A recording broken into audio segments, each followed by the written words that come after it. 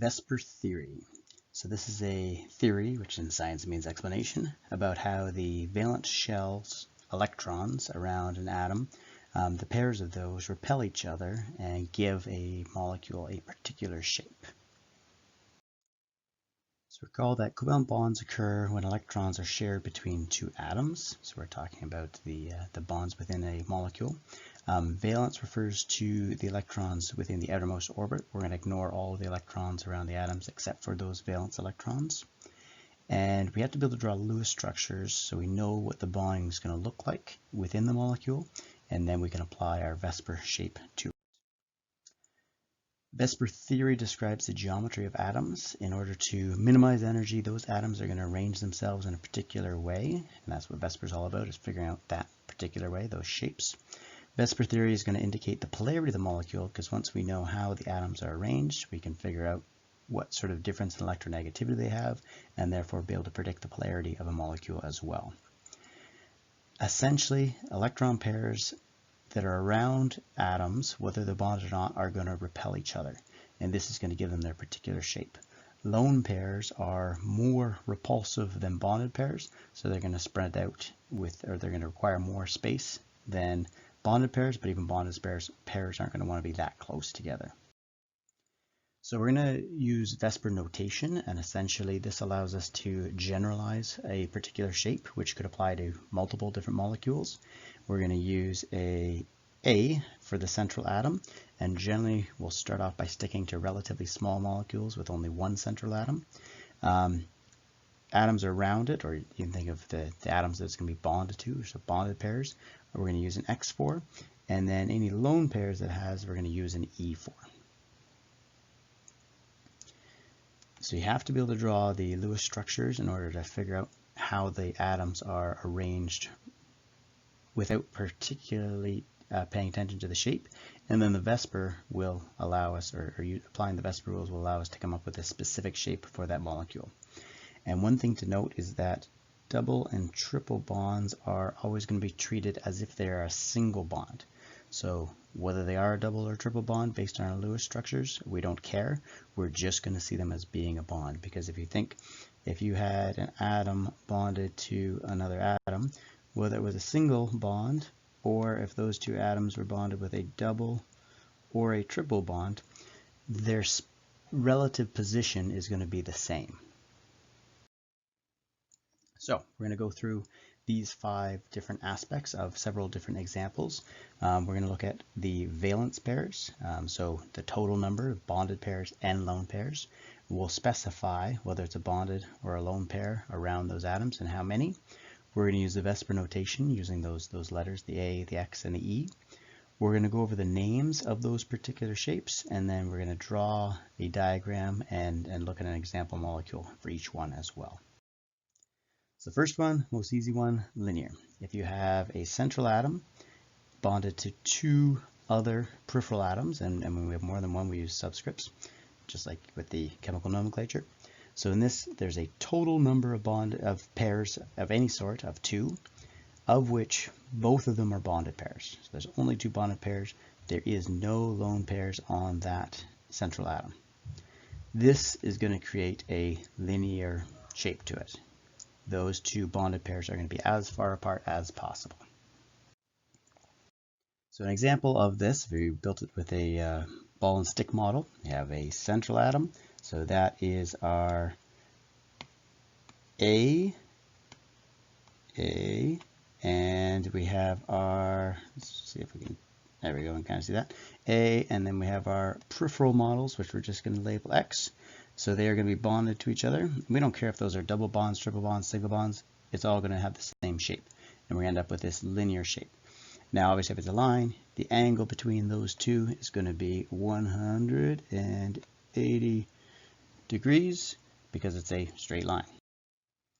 So an example of this would be carbon dioxide. And again, notice the double bond. We don't care. We're treating double bonds, triple bonds, single bonds all the same because they have no effect on the shape. Vsepr ignores them. They're there, we just don't change the shape of them. So carbon dioxide would be an example of a molecule with a linear shape. We would use the Vsepr notation of AX2 to denote the Vsepr notation for something like carbon dioxide. Again, the central one represents the A, the X's are bonded to the A on the outside, and anytime we have a central atom bonded to two peripheral atoms, this is going to be the shape, as long as that central atom does not have any lone pairs. If it did, it would have a different shape.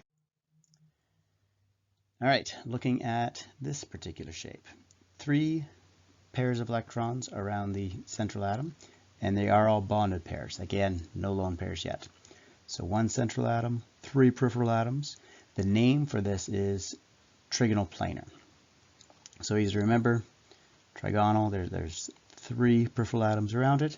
Planar should tell you something about the shape of it as well. Remember, these are 3-dimensional. So again, if you had a, can't see very well in the middle here, A, and then if these are X's on the outside, X, X, X, there's 3 of them on there, and so this is going to be the shape. Now these guys are going to want to try to spread out as far away from each other as possible, so that's the repulsion part. They're all going to want to be equally distant from each other, and so you can imagine we have a circle here and we have 3 spokes to it, so they are going to want to be as far apart as possible. So that should help you remember the bond angle for these ones. A circle is 360 degrees, so if you divide that into 3, you're going to get a bond angle of 120 for each of these. 120 and 120 will be the bond angle for this particular shape. And notice it all fits on one plane here. There's none of them sticking up out of the plane, either up or down. They're all on the same plane, hence the name planar. So an example for this would be, say, if you have boron bonded to 3 fluorines. Boron does not have any lone pairs, so it is just A with 3 peripheral atoms around it, AX3. It's flat, so it's planar. 3 things around it, trigonal. And again, remember, you've got your 360-degree circle divided by 3 is going to tell you the bond angle between these is 120. All right, angular bent, also sometimes called V-shaped. That's an S. V-shaped. So if you take our AX2 that we saw earlier, but now you add an E, and remember that means that you have a lone pair of electrons that is on the central atom. So these all kind of refer to what's happening around the central atom. It's saying that there's 3 things around the central atom. 2 of them are bonded pairs. 1 of them is lone pair. So there's our central atom. There's our 2 bonded pairs, and there's our 1 lone pair. And this we can call angular, V-shaped, bent. Any of those are good.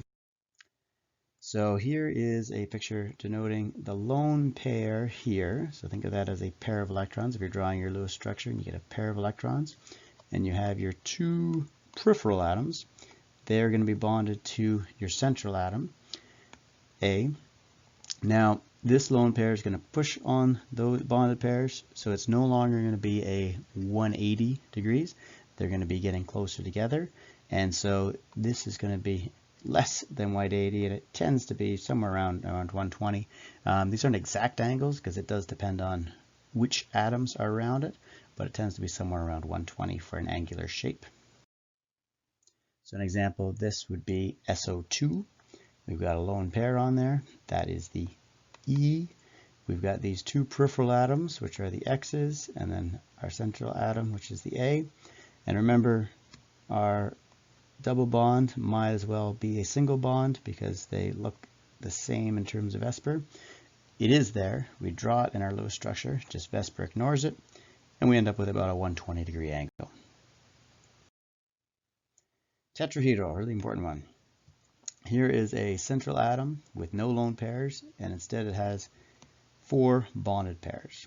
So they're all bonded pairs, and the name for this is tetrahedral. We'll see this shape a lot. If you think about it, octet rule, tetrahedral being very common, should make sense. We have our central atom here and our peripheral atoms around it, and they're going to set up in this tetrahedral shape. This is the best way to spread out if you have 3 dimensions to work in. So if you think about it, we've got, it's no longer just a circle that's being divided by 4, which would give you 90 degrees, because that's limiting you to one plane. Since we have 3 dimensions to work with, we've got a whole sphere that we can divide evenly into 4 different parts. And that's going to give us our bond angle for our tetrahedral molecules like methane here.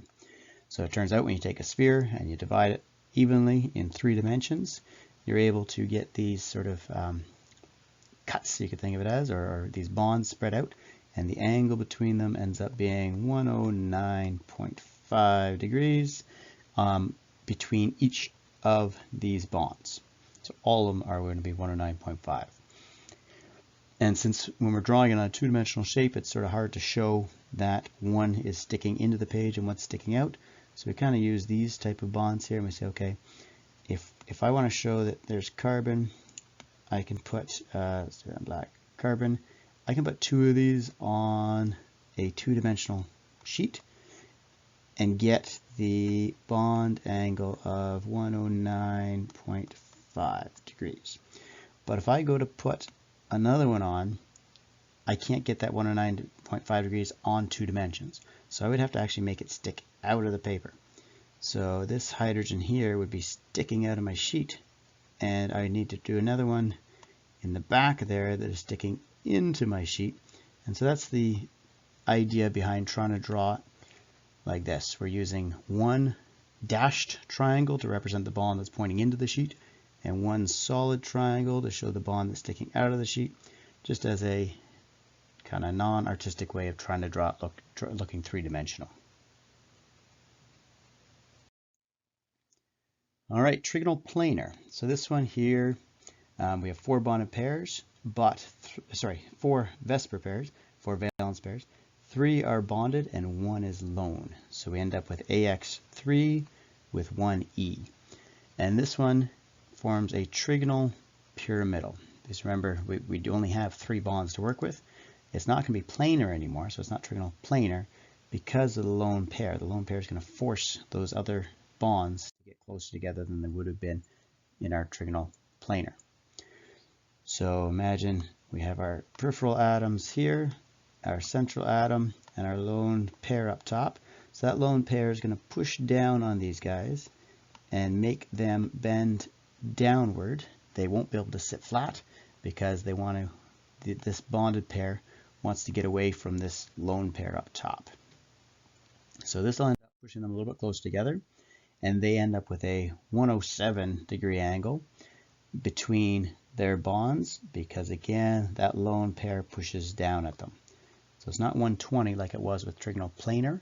It's also not on a one single plane because they're being pushed downward. So think of this as it's kind of like a pyramid, 3-sided pyramid. So trigonal pyramidal should stick in your head, and 107 happens to be the angle there.